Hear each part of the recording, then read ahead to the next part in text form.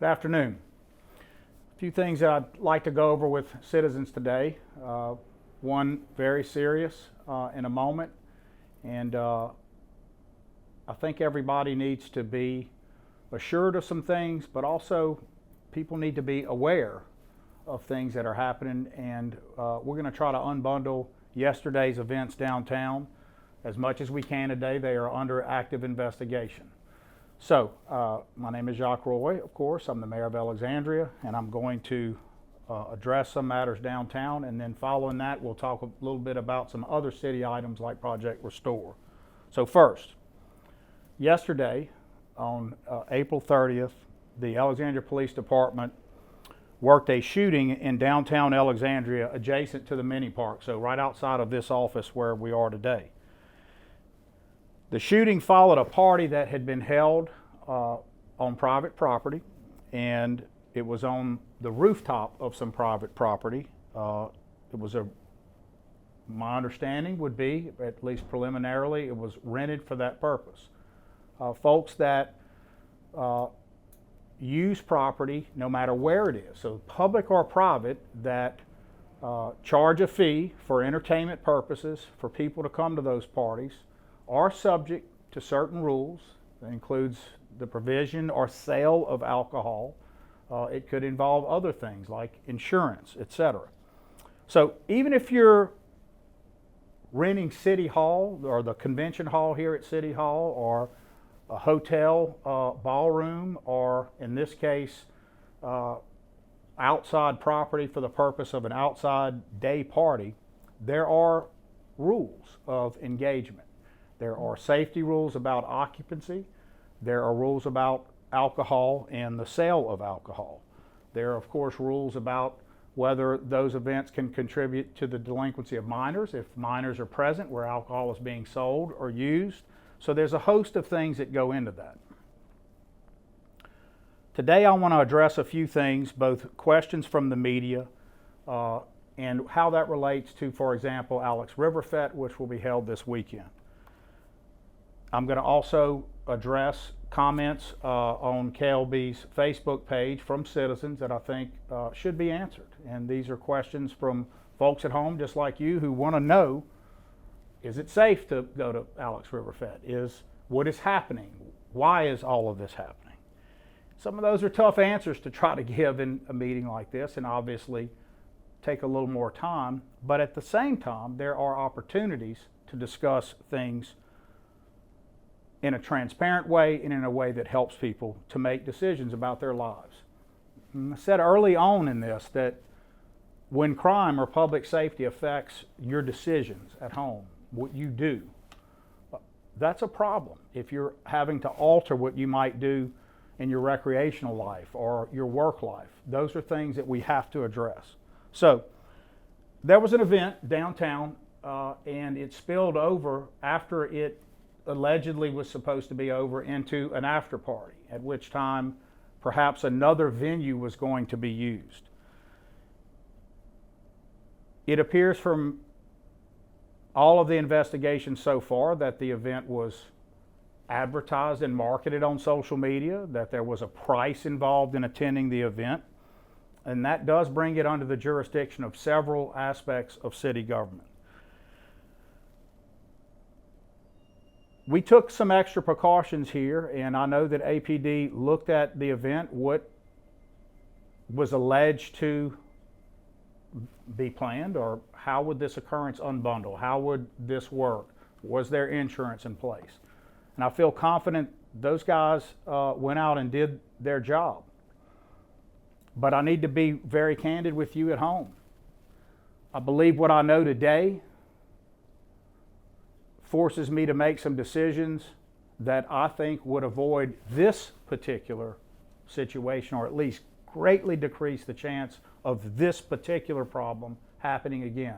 And that is to make sure that when events are promoted by local promoters or promoters from outside of even the state of Louisiana, and we're not taking every precaution we can to ensure that if alcohol is involved or the occupancy is going to be a large number more perhaps than a facility or an area should hold, we need to be there doing something. And our guys were. But in a split second,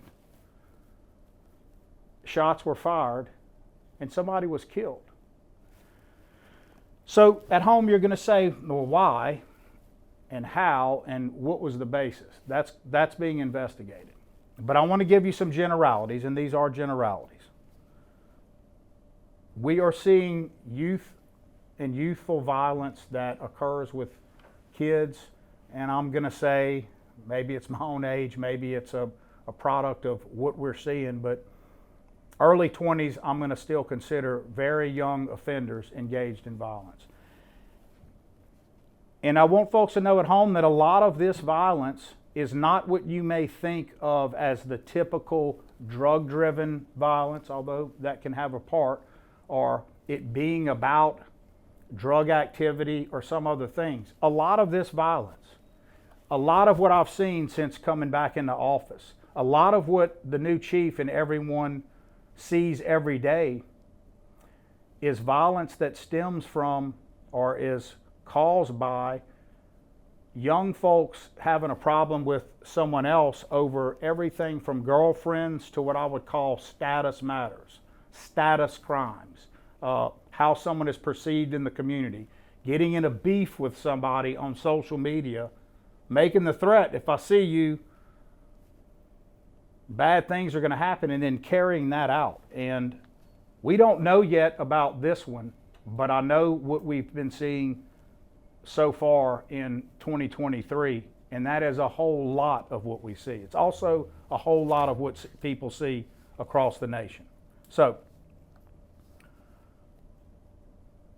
at home, I want you to think about this when you make decisions about what you do. And I'm going to talk about Alex River Fete specifically, because I think people need to understand what happened when they make decisions and think about being informed about what to do. This event that occurred can be avoided in the future by something that I'm going to take action and do in the form of executive order action about how you can promote and hold events downtown where there are lots of people and alcohol is involved without the intelligence gathering and the things we need to do to be safe. We are seeing more and more that even when places are rented in a traditional way, rules aren't necessarily followed on the amount of people there. Fire department has to be called out on occupancy. Fights break out. We've got to do better to ensure those promoting events, those hosting events, and us in government are making sure protection is in place for those events. It isn't about stopping events. It's about having them be hosted properly, be marketed properly, and live up to what anyone would expect, that they're going to go somewhere and they're going to get to go home from that event. So, a couple of tough questions, but KLB has related some to us, and so have other members of media. Was City Hall impacted, as in the building of City Hall? Yes. I know it was reported that the space impacted was the space that houses my offices. I will wait on answering those things because even giving out that information can affect what someone in the investigation may say later, that we need to match to that statement to see if it's true. It's pretty easy to figure out though, and I think the media probably has, and so they would see it as, why not just go ahead and say. City Hall was greatly affected by this.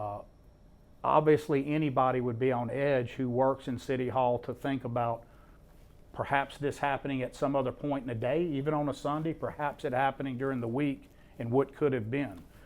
And as this comes out later, I think people will see just how much it is close to home and we were affected by this. So the answer to the question of whether City Hall itself was affected and impacted is yes. KLB has also asked us in a series of questions about some root cause thoughts. And look, this isn't the time and place, and everybody has lots of opinions. I have strong opinions. I have started a series of Safe Alex Talks again that get into all of these things, and it's broken down over several months of time. But let me say, of the root causes of crime, there are several, but in the case of Alexandria and elsewhere across the nation, we are seeing more youthful offense, youth-driven crime with illegal guns than ever. That one I can tell you. And if you want to get into root cause, I can tell you that there is a lot of disconnect between young folks and each other. And a lot of it's driven by the access this gives and the decisions we make and the time frame within which we can make those decisions, and what people like and dislike and what people say about each other on social media and then run into each other. There are many of you at home that will say that's all a whole bunch of what you just should call a breakdown in families and homes. Obviously, I believe that. Some of you at home will say you just need more jail space, you need more prisons, and I would tell you that Louisiana's at the top of that, and that hasn't changed, unfortunately, in any way, or fortunately, depending on how you look at it, what we're facing here. So there are a lot of root cause things that, as a mayor, I'm responsible for and going to have to do. Be better at, think about, make sure that we're making interventions, especially in young folks' lives. But when things erupt like what happened on Sunday, in that split second, those things are hard to predict, and more than that, they're impossible to undo. There is now one person, and I know our folks, I know the job they do. They're going to find out who did it, they're going to make an arrest, and the criminal justice system is going to take over. There's another young person who is no longer with us today. It wasn't just random shooting, at least as far as we know now. We think there's probably a beef, so to speak, in this. But again, I want to tell you, as it relates to coming downtown, downtown does not statistically stick out as an unsafe place. Things I can do, should do, and will do will make a difference on that particular outrageously crazy violent event from happening. But all of you have to make decisions about it, and so here's some that we're making to help you do that. We will have a very strong presence of law enforcement, and I'm going to answer some questions on KLB's site from some of the posters. I won't say last names, but Amanda asked, I was looking forward to going to River Fete, not sure if she's going, and she was responded to or said, I hope there will be a large APD presence like there has been in past years to deter this craziness and protect the law-abiding, peaceful festival goers. Amanda and Debbie, yes, there will be a large APD presence. We will have partners and sister agencies present. We are going to make sure that you see and feel safe at what is absolutely a family-oriented festival. Debbie then later says in her post at the end, something has got to change to stop this horrible mindset and lifestyle of violence in our society. Debbie, I couldn't say it better than that. That is exactly what one of the main points I'm trying to make as a mayor, and I know many people in law enforcement would make, and that is that this is a lifestyle of violence that this is happening around. Yes, there's youthfulness involved, but there is certainly a lack of the appreciation of the finality of these decisions. So I thought Debbie made a heck of a good point there. We are going to have a strong presence of law enforcement. They will be there. Rubina asked, security has been and will continue to be a primary priority for this downtown event and festival. The answer is absolutely. We will have security present all over, and by security I mean law enforcement officers, including sister agencies present. We will have other security in place. We will gather intelligence. We will make sure that we are creating the safest atmosphere possible for our River Fete goers. I can't tell people that any given day that you walk around in a society that has the problems plaguing ours, this community and elsewhere, mean that you are absolutely safe at all moments. I can't do that. I wish I could, but I can't. I can tell you that we are going to do our job to ensure that when you are downtown here at this festival, you are going to be safe. And we're going to make sure that downtown events outside of River Fete are safe. And what I hope to have outlined to you today, without saying too much because it's still under investigation, is there are tangible, meaningful things we can do right now to ensure that unsafe situation that occurred April 30th, 2023 has way less a chance of occurring again, and we are taking those steps. We have been taking those steps all day today, and we are going to continue to. So we kind of talked about that in terms of how to respond. There are intermediate steps that we have to take. These are longer term that have to do with interventions to make from different teams that go out and look at different crimes, guns, removing guns. The chief is going to talk in a minute about guns they're removing, illegal guns from our streets. We can have a lot more talks and will about long-term issues, what I would call the root cause issues. But immediately, not intermediate, not long-term, these regulatory actions we're going to take about using the downtown for events which we want to promote. We're going to promote safe ones only, and if you can't guarantee that your event is safe or you're doing things that are reckless and don't create an atmosphere of safety, those events aren't going to be happening in this downtown any longer. And I think that it's fair to say that judging the event yesterday, no matter how unfortunate, I don't think any promoter or planner would want that to happen or think it is. Of course not. But there are things you have to do if you're going to be promoting and doing those kind of events that have to ensure a much larger degree of safety.